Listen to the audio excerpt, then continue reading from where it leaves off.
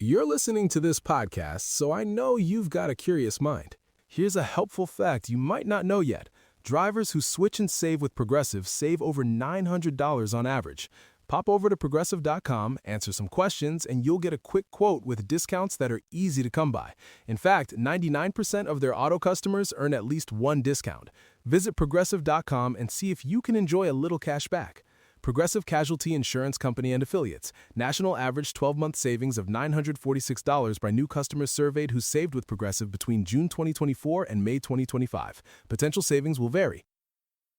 This message is brought to you by the Capital One Venture X card. Venture X offers the premium benefits you expect, like a $300 annual Capital One travel credit for less than you expect. Elevate your earn with unlimited double miles on every purchase, bringing you one step closer to your next dream destination. Plus, enjoy access to over 1,000 airport lounges worldwide. The Capital One Venture X card. What's in your wallet? Terms apply. Lounge access is subject to change. See CapitalOne.com for details. This is Talkin' Rock. Your backstage pass to some of your favorite rock artists. Here's your host, Meltdown. How about a quick interview to get your week rolling with Geoff Tate, formerly of Queensryche. He just dropped his third Operation Mindcrime record. That's right, Operation Mindcrime 3. Dr. X is out right now. That came out over the weekend. We talk a lot about that record. By the way, I'll be seeing Geoff Tate this weekend, Saturday night, at the St. Andrews Hall downtown in Detroit. So hopefully you get a chance to head out there and see him with me. But anyways, how does he take care of his voice? He's playing all sorts of shows. He tells me about that. We talk about numerous things. Geoff Tate is great to talk with. Super good guy. And I love kind of picking his brain on different things. And I do a lot of that in today's interview. All right, Meltdown. How are you? Hey, I'm doing well. How are you, man? I'm very good. Very good. No complaints. I was going to say, what does it feel like to drop a record? You've done it several times. Is it the same every time, or does it change, or how's it feel? Oh, it's completely different nowadays. Yeah, the whole industry has changed radically. Now, you have so much social media and content that you're creating every day, and it's completely different than it used to be. So, yeah, this has been a really, the last 48 hours has been completely interesting to me, exciting, and the feedback from people and people talking about it. It's very, very exciting. I'm very happy that the record is finished and is out now. I was going to say, was it always the plan to drop it on May 3rd? Because I thought it was supposed to come out a little bit later on this summer, but then I see it's there, so I listened to it a couple of times. Was that always the plan? As far as I remember, that's been the plan, yeah. All right. Yeah, so the record is out, Operation Mindcrime 3, Dr. X, and I had a chance to check it out. Some of the songs that stood out to me, Do You Believe? That's a little bit of a mellower one as well. A Monster Like Me, how the record wraps up seems pretty poignant. Talk about that song. Yeah, well, the whole album is told from the perspective of Dr. X, who in the first two albums, we don't really know. We don't know who this guy is. We just know his name. But this is the album that we learn his story. And what's interesting to me is that, you have as a listener, you have a reality that you understand with the first two records. You understand what's happening. With this record, the perspective changes. So now you're not sure what is real and what is not real, in the story.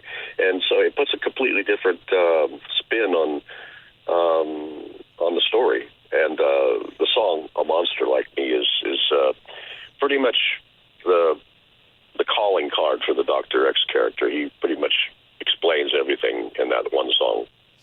And I saw on your Facebook, you did ask the fans like what song that they seem to like the most, and my effing name seemed to come up quite a bit. Yeah, I think people just like the title. What is your favorite song on the album? But I don't know if I have a favorite. Well, right now we're performing "Power," right, and the song called "The Answer" live, and those are going over real well. I'm really enjoying playing the new music, which I don't get to say very often because I haven't released an album, in 10 years almost. So this is a real treat for me to play something new, some new music. Brought to you by the Capital One Saver Card. With Savor, you earn unlimited 3% cash back on dining, entertainment, and at grocery stores. That's unlimited cash back on ordering takeout from home, or unlimited cash back on tickets to concerts and games. So grab a bite, grab a seat, and earn unlimited 3% cash back with the Savor card. Capital One. What's in your wallet? Terms apply. See CapitalOne.com for details. This message comes from Capital One Commercial Bank. Your business requires commercial banking solutions that prioritize your long-term success. With Capital One, get a full suite of financial products and services tailored to meet your needs today and goals for tomorrow.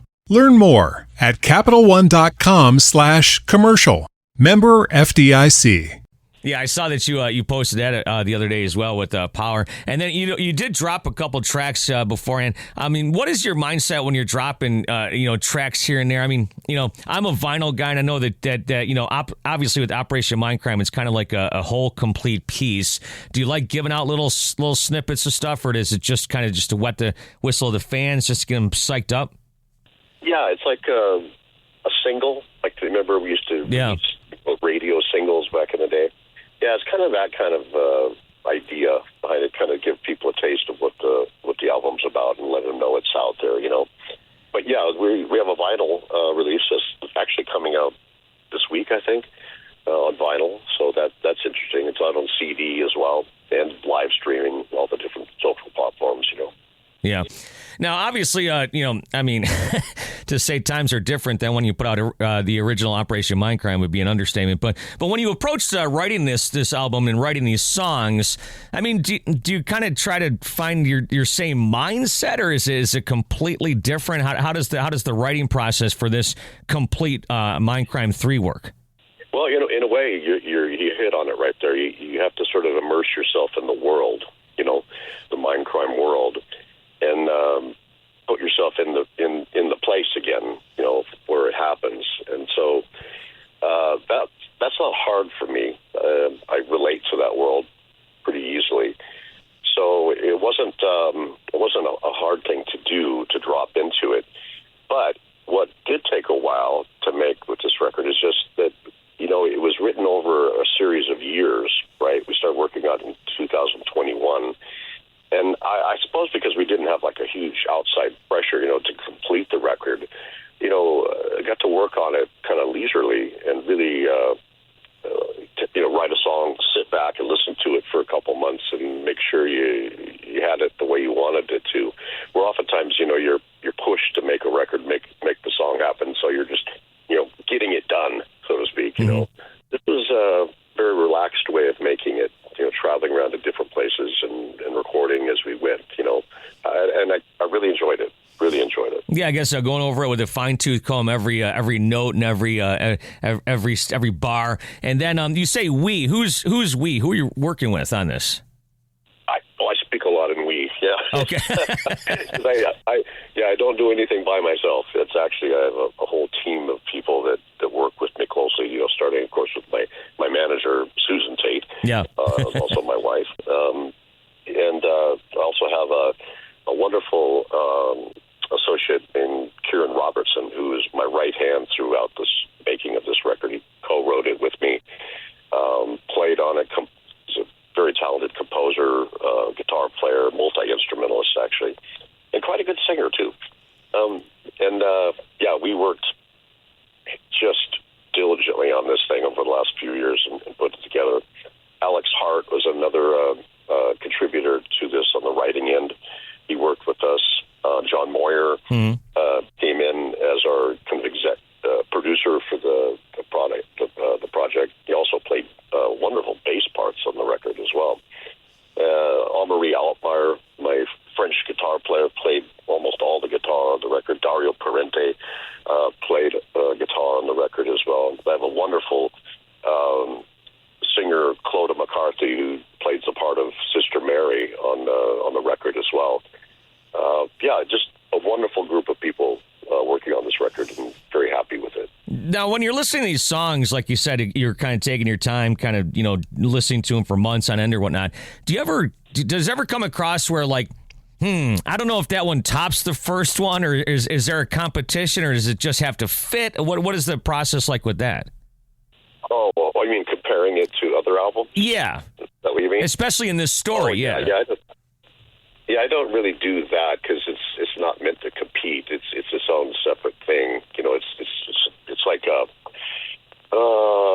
it's a continuation of the story. You know, so it's not in competition or anything like that. Well, understandable. I'm not saying like competition per se, but like, you know, does this stack up? Does this really move the story? You know, there's probably a lot of things going through your head and you're listening and maybe you say, I don't know if this really fits or this doesn't, you know what I'm saying? It's not really a competition, but just the fitting of the whole story itself. Oh, yeah. Well, you know, you have to think about that kind of thing. Yeah, and you think about the pacing of it. You think about the placement of the songs. You know, what song goes before the other one and how they link together. That's very important, I think, when you're making a record like this. Yeah. And I think about it for months and months and months. And we tried different endings on pieces of music to see if it works better to, you know, transition from this section to this section. How can we make the transition more impactful? You know, those kind of things are constantly going through my head, and we worked on that very diligently with the record. Yeah, I guess that's kind of what I was trying to get at with that one, yeah. And I see that, you know, you're going to be here in Detroit, I should mention, May 9th, coming up Sunday. I will be there to check out, you know, of course, these couple of the new songs you say you're playing in the classics as well, including Operation Mindcrime. And you're going out with your band. And I've noticed that ever since, you know, you left Queensryche, you've never really brought on any known players, basically unknowns. Is there a reason behind that, or is that just what you like to do? Well, I like to surround myself with people that I like. Mm-hmm. Yeah, well, and people that like being here and right. doing it. You know, I never want to be in a situation where you have to be working together. You know, because of contracts or whatever. I don't ever want to be in that position again. So I look for talented people who have a like-minded view of the world, who are willing to be traveling nomads like myself and tour around the world. You know. And I have a very great group of people who support me in this, and they're all amazing musicians. 3 of them are doctorates of music. Mm-hmm. They're seriously, you know, professors of music at school. You know, yeah. which is amazing to have that kind of talent with you. You know, and looking at things when you're writing and making music, and when you're like putting together the songs for the tour, you know, making sure every note is just right, the right note played at the right time. You know, Dario and Anne-Marie especially are real sticklers for that kind of thing. You know, it has to be just like this. You have to play it like this. This is the way it was written. This is the way it should be. No, you know, jamming on it here. We're going to play it exactly how it should be. You know, I like that. At this stage of the game, you still enjoy touring. You said you just mentioned, you know, going around the world and whatnot. I'm sure some people listening to this right now would be like, I would love to go around the world, but you've done it a bunch of times. Are you still into it? I am. Yeah, 68 countries so far. Wow. Very excited about that. Yeah, and I know that's not everywhere. I think there's 120 countries left in the world now. So I don't know if I'll get everywhere in my life, but I'm going to try.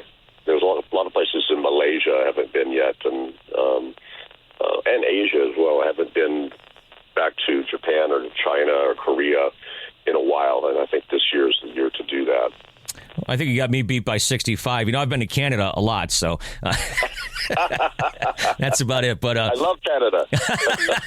Hey, final thing here for you. I see that you are touring a lot and stuff. And, you know, Dave Grohl came out with this thing last week, and now he says he was just goofing around or it was a lie or whatever. What do you do? I mean, you know, I consider you one of the greatest voices in rock. How do you keep your voice tip-top shape?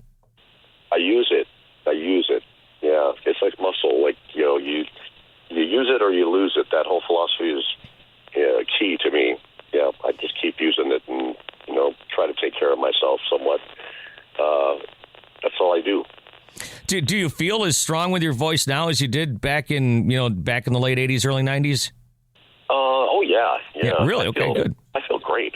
I feel amazing these days. I had a heart surgery a couple of years ago. Yeah. Kind of me under for a little while. But since then, I've just gotten stronger, and I feel more centered, and it did me a world of good. I didn't even know I had an issue, until I did. Mm-hmm. So got that taken care of, and I feel 20 years younger. That's great. Well, I'll tell you what, man. Operation Mindcrime 3, Dr. X is out right now. Of course, the final chapter, that's coming to St. Andrews Hall on May 9th, the revamped St. Andrews Hall. I can't remember the last time you were there, but it's really nice now. And for tickets and tour dates, meet and greets, hopefully I'll be able to see you there at the show, JeffTate.com. But thanks for all your time, and good luck with Operation Mindcrime 3, Jeff. Oh, thank you, Meltdown. Good talking with you. Thanks for having me on your show. I can't wait to see the show this weekend, Saturday night at St. Andrews Hall. I think I might have said Sunday, but got my days confused. Sunday's Mother's Day. Don't forget about that if you're listening to this before Mother's Day. Yeah, your buddy Meltdown is trying to help you out a little bit. Don't screw this up, okay? Anyways, Jeff Tate, Operation Mindcrime 3 is out. And it's killer, man. There's some great songs on this record. So I've got to thank Jeff for taking some time to talk with me today on Talkin' Rock. And got to thank you for listening, as the big guy would say. Thank you for listening to Talkin' Rock with Meltdown. You can help this podcast grow by giving it a 5-star rating and writing a review on Apple and iTunes. Plus, feel free to subscribe and share it with your friends. Until next time, thanks for listening to Talkin' Rock.